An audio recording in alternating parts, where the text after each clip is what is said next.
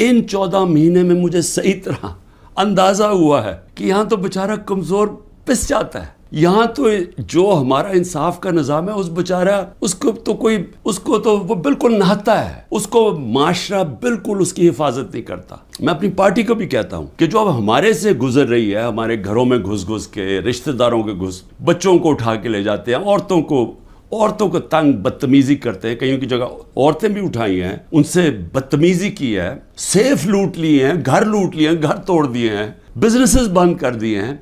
तो ये जो हमारे से हो रहा है ये सारे कमज़ोर तबके से होता है पाकिस्तान में, जब वो ताकतवर के सामने उसका टाकरा होता है। मेरा जो आज अज़म है वो और स्ट्रॉन्ग हुआ है और मजबूत हुआ है कि ये एक जहाद है इंसाफ की। क्यों अल्लाह के पैगम्बरों ने सब ने इंसाफ के ऊपर बात की थी?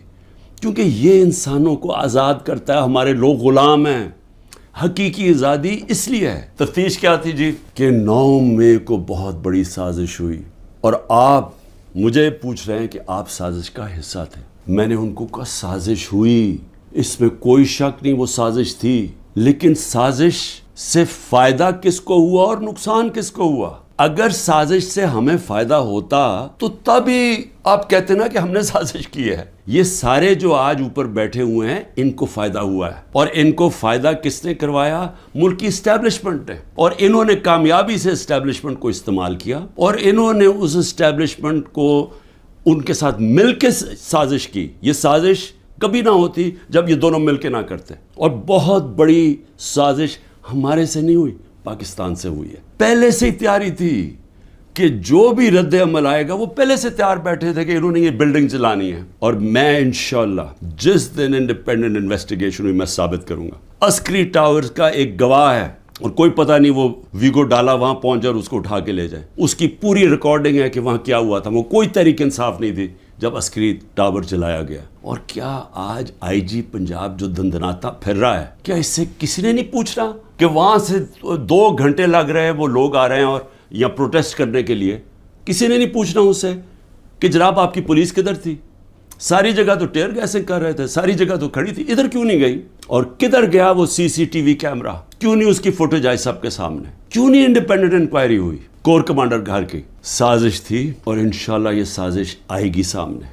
मुझे कहते जी आपके लोग क्यों गए वहां, कंटोनमेंट में क्यों गए, तो फलानी जगह क्यों गए? आपने पहले से तैयार किया हुआ था। मैंने उनसे पूछा कि जब मुझे कमांडो एक्शन से उठाया जा रहा है वहां, तो किधर जाना था लोगों ने प्रोटेस्ट करने? तो उसकी बातों से मुझे ये लगा कि आपको पुरअमन एहतजाज करने की इजाज़त नहीं है कहीं GHQ के सामने या कंटोनमेंट के सामने। मुझे बताएं आइन में किधर लिखा हुआ है? कहीं आइन में लिखा हुआ है तो मैं मानूं कि मैंने कानून तोड़ा है।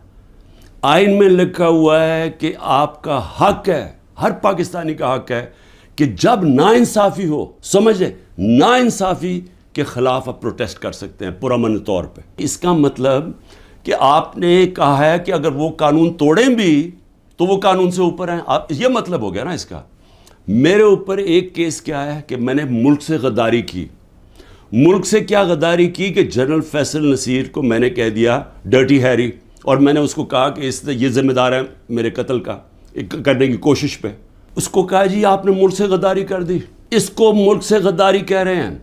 सो इसका मतलब ये कि या तो वो जनरल फैसल नसीर कानून से ऊपर है, या आपने उसको लाइसेंस दिया हुआ है कि वो किसी को कत्ल कर दे। मुझे से वो पहली JIT में पूछते जी खान साहब आपके पास प्रूफ कौन से थे कि ये फैसल नसीर ने करवाया? मैंने कहा आपने जो कोयटा में 4 घंटे जो वो कत्ल हुआ है वकील, उसके ऊपर तफ्तीश की थी? कोई सबूत मिले थे जब मेरे ऊपर 302 का कत्ल का पर्चा डाल दिया? क्या जब ज़िले शाह जब मरा था तो 3 दिन मेरे ऊपर 302 जब कत्ल का पर्चा लगाया था, आपने तफ्तीश की थी? तो जब FIR का मतलब होता है फर्स्ट इन्वेस्टिगेटिंग रिपोर्ट, तो जब वो तफ्तीश होगी तो पता चलेगा ना। बयान लिए जा रहे हैं जो जेलों के अंदर लोग हैं, जो ख़ास तौर पे जिनको इन्होंने समझा जी जियो फेंसिंग में आ गए, उनसे बयान क्या लिया जा रहा है? मेरे सीनियर लीडरशिप जो जेलों में है कि जी 164 का बयान दें कि इमरान खान ने हमें हुक्म दिया था कि वहाँ जाके घर जलाओ, ये इमरान खान का हुक्म है। ये उनसे बयान ले रहे हैं। पहले तो कानून के अंदर ये समझ जाएं कि जो वादा माफ़ गवाह होता है उसको गिरगिट कहते हैं कानून में। गिरगिट का मतलब कि वो रंग बदलता है, वो जिधर होता है जिसके साथ होता है उसी तरह का बन जाता है। اس کی کوئی اہمیت نہیں ہوتی. 2 مہینے سے کوشش کر رہے ہیں. اعظم خان کو ادھر پکڑا ہوا ہے, سینئر پاکستان کا سینئر بیوروکریٹ, اس کو اغوا کیا ہوا ہے. اس سے پوچھ رہے ہیں کہ عمران خان کے خلاف کوئی بیان دو, کوئی 164 کا وعدہ معاف ہوا. ٹی وی پروگرام پہ کہہ رہے ہیں, ٹی وی پروگرام کے شرم بھی نہیں آ رہی کہ کیئر ٹیکر کا مطلب ہوتا ہے غیر جانبدار, نیوٹرل. وہ کہہ رہے ہیں جی ہم نے بانٹا تھا کہ اس کو اتنے نمائندے اے این پی کے آئیں گے, اتنے جے یو آئی کے آئیں گے اور اتنے فلانے کے آئیں گے. تو یہ تو یعنی اگر ہماری, مجھے افسوس ہے عدالتوں میں بڑا پریشر ہے, لیکن اسی کے اوپر سو موٹر ایکشن لیں کہ کیسے کیئر ٹیکر گورنمنٹ ہو سکتی ہے جو کہ تینوں پارٹیز کی بن گئی ہے. گورنمنٹ منسٹرز کہہ رہے ہیں کہ جی دیکھیں عمران خان کے, اسرائیل نے عمران خان کے لیے سپورٹ کر دیا. میرے بیان صرف یہاں نہیں ہیں, 2 پاکستان میں بھی ہے اور امریکہ کے اندر جا کے میں نے یہ بیان دیا ہے. یاد رکھیں امریکہ کے اندر سب سے تکڑی لابی اسرائیل کی لابی ہے.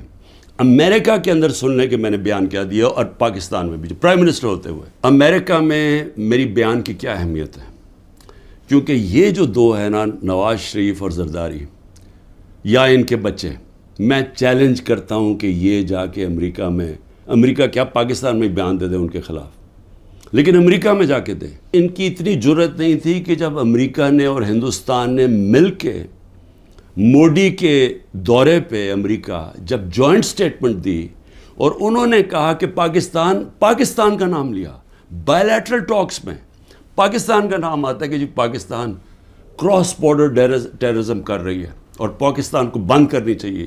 کسی کا بیان نکلا کسی کے منہ سے, کہیں وہ بیٹھا ہوا نواز شریف کہ اس کے منہ سے کوئی آواز نکلی, کہیں زرداری کے منہ سے کوئی آواز نکلی؟ نہیں نکلے گی. کبھی عمران خان نے ایسی حرکت کی کہ امریکنوں کو میسج بھجوایا جائے اپنے ایمبیسڈر حسین حقانی کے ذریعے میمو گیٹ کے اندر, وہ جو میمو گیٹ تھا, امریکنوں کو کہہ رہا ہے کہ ہماری فوج سے ہمیں بچا لو. اس کو آج پرائم پوزیشن میں بیٹھا ملک کے فیصلے کر رہا ہے. اور دوسرا جس کو اتنا پیار تھا مودی کے ساتھ کہ اس کو گھر پہ شادی پہ بلا لیا, جبکہ وہ پاکستان کے آرمی چیف کو دہشت گرد کہہ رہا تھا موڈی. وہ کہتا پرائم منسٹر ٹھیک ہے لیکن وہ تو پتلا ہے, دہشت گرد پاکستانی فوج کو کہہ رہا تھا.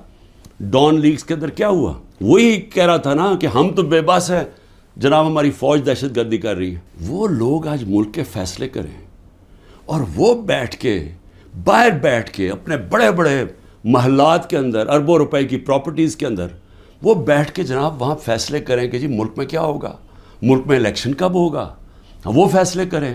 اور یہاں کیا نظر نہیں آ رہا ہماری اسٹیبلشمنٹ کو؟ آپ کو نظر نہیں آ رہا کہ یہ کر کیا رہے ہیں اس ملک کے ساتھ؟ بڑی خواب ہے پاکستان کی, بڑا اس کے لیے بہت بڑے ذہن تھے علامہ اقبال, اس کے لیے جس نے کس طرح کی سٹرگل کی, وہ بہت ہی بڑے لیڈر تھے, قائد اعظم.